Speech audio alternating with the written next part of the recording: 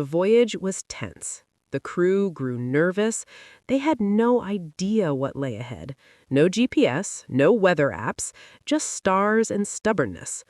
Columbus kept two sets of logs, one with the real distance traveled, a slightly adjusted downward to make the crew think they hadn't gone quite as far, which is comforting in a slightly manipulative way.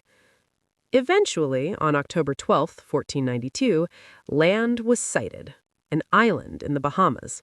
Columbus believed he had reached Asia, specifically islands near India, which is why he called the indigenous people he encountered Indians.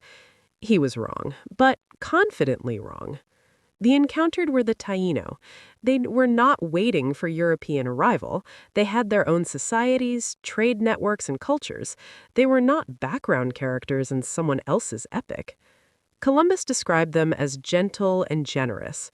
He also noted, quite casually, that they would make good servants. And here, the sleepy tone has to gently acknowledge something important. This was not a peaceful cultural exchange.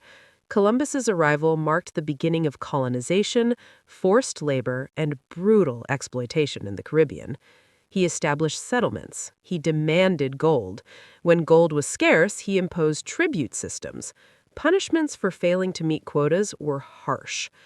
The Santa Maria ran aground on Christmas Day, 1492, so he left some men behind in a settlement called La Navidad, because nothing says holiday spirit like abandoning your crew in a fragile outpost.